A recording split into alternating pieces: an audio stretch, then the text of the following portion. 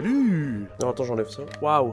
Quel épisode! Alors oui, avant toute chose, j'ai rechangé le décor pour que ce soit un peu plus sympathique. Voilà, on passe à autre chose. L'épisode 4, genre vraiment waouh. Déjà, je me suis pas fait avoir, j'ai pris des notes cette fois-ci. Comme ça, je vais pouvoir structurer un petit peu ma pensée. Bon, déjà, en fait, je me suis trompé. L'enfant qui devient un adulte, qui devient la directrice de l'école, c'est pas l'enfant, hein, c'est vraiment l'adulte. Donc merci Lilou, parce que moi, je m'étais planté.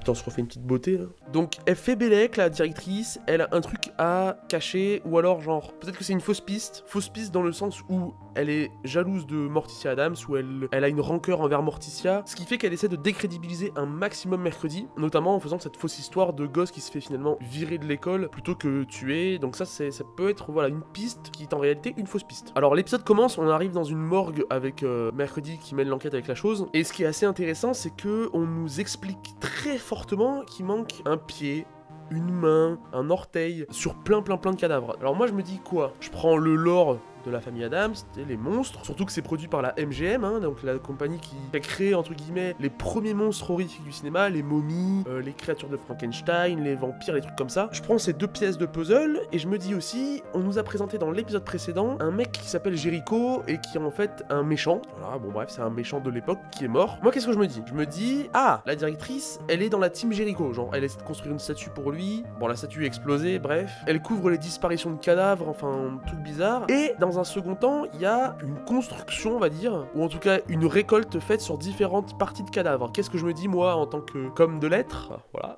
Je me dis, quelqu'un essaie de créer la créature de Frankenstein, tu vois. Donc ça rassemble des morceaux de corps humain, et ça va créer un truc. Et ça marche aussi avec le fait que sur la prophétie, tu sais, on voit la double page sur la prophétie, on voit Mercredi sur la page de droite, et on voit un homme, ou du moins une figure, avec un chapeau, une cape et une canne, sur l'autre page. Pour moi, c'est obligé Jericho. Il n'y a pas de doute à avoir.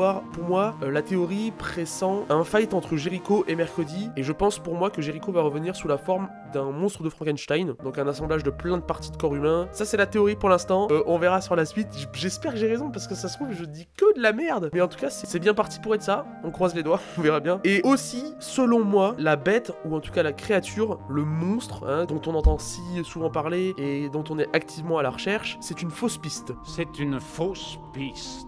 Selon moi, il y a une créature, il y a un monstre, ou peut-être pas d'ailleurs. D'ailleurs, attends, mais ça pourrait être carrément la directrice parce qu'elle est très grande. Je me suis fait la réflexion, je me suis dit, mais elle est hyper grande quand tu la mets en face de la prof de bio. Putain, mais qu'est-ce qu'elle est, elle est gigantesque, tu sais. Et je me dis, mais bizarre. Bon, bizarre. Et donc pour moi, peut-être que la créature n'est en fait qu'un prétexte, une invention ou, je sais pas, peut-être deux éléments qui n'ont entre guillemets pas de lien logique, mais dont on fait vite le rapprochement pour voilà, alimenter un truc. Mais peut-être que les deux choses en fait sont complètement distinctes, on verra la suite.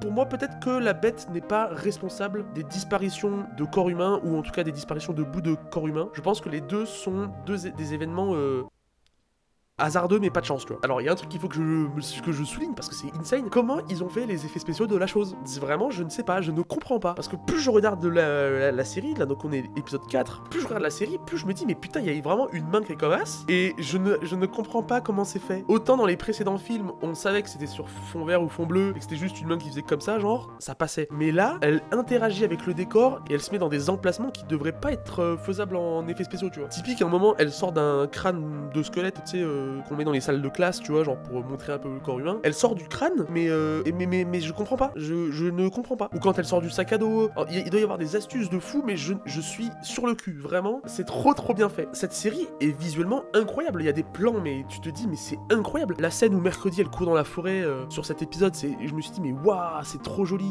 Il y a le clair obscur. Vraiment des choses qui sont très belles. On a vraiment de la chance d'avoir un produit aussi qualitatif visuellement. C'est nickel. Même il y a aussi plein de blagues, genre vraiment Mercredi qui est dans la morgue, elle est comme as, et t'as la chose qui la sort du frigo, je sais pas comment on dit. Elle est en mode, ah vas-y, encore 5 minutes, il fait bon là. Mais je me dis, mais putain, mais c'est trop bien écrit, c'est trop bien pensé en fait. Alors, il y a aussi un truc qui m'étonne, c'est l'emphase qu'on a mis sur le mec qui s'était pétrifié dans l'épisode précédent, qui est de retour, et je suis en mode, bah oui, mais je pensais pas qu'il allait revenir aussi vite, aussitôt. Dans la façon dont c'était présenté dans l'épisode 3, j'étais en mode, ok, ça a son importance, parce qu'à la fin de l'épisode, on nous montre des choses qui sont importantes, la jalousie de la directrice contre la mère de Morticia, le mec qui sort de la cabane, etc., qui en fait n'est peut-être pas la créature, parce que c'est lui qui a les pouvoirs qui font sortir les dessins des papiers, bref, donc il s'est fait griffer apparemment, à vérifier, on verra. Et il y a ce mec qui est de retour, donc je suis en mode, bon, ok, C'est juste pour que Enid, je commence à apprendre les prénoms des gens. C'est juste pour que Enid, la roommate, elle ait son petit instant crush et que finalement ils reviennent dans ses bras. Bref, t'as compris ce qui marche à la fin puisqu'il se chope. Donc ok, le mec est de retour. Oh la scène du bal, le sang, la peinture ou je sais pas quoi qui sort des sprinklers. Mais waouh, tu vois mercredi qui danse et tout, vraiment trop forte. Vraiment super fort. Par contre, le frérot là avec son miel là, petit ours brun là, Eugène. Gros, on te dit quoi? On te dit, surtout, ne va pas dans la forêt, il y a un monstre qui se balade. Qu'est-ce que le mec il fait? Il y va avec un filet à papillon. Qu'est-ce que tu vas faire mec? Tu vas le fileter sur...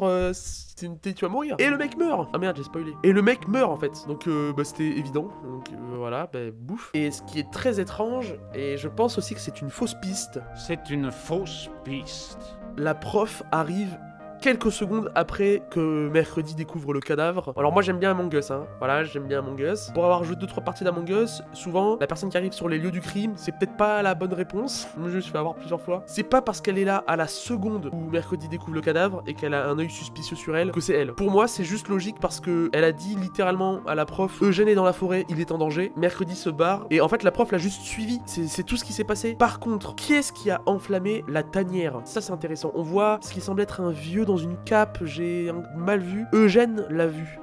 C'est évident. Il l'a peut-être enregistré sur le dictaphone. On verra dans l'épisode 5. Mais en tout cas, la prof, elle cache des choses, c'est sûr. Elle cache des trucs. Mais pour moi, c'est pas la créature. Elle est peut-être dans le complot, elle est peut-être dans le coup, etc. Mais ce n'est pas la créature, c'est trop évident. Et même si elle est couverte de sang, en fait, parce que tout le monde est couvert de sang à cause du bal, c'est trop évident pour que ce soit ça. Et je serais un peu déçu de découvrir que finalement c'est elle. Donc on verra bien. Moi, je vais vite aller voir l'épisode 5 parce que j'ai trop hâte de savoir ce qui se passe ensuite. Je vous donne rendez-vous demain pour la suite de cette série de vlogs. Et d'ici là, bonne soirée, à demain, salut.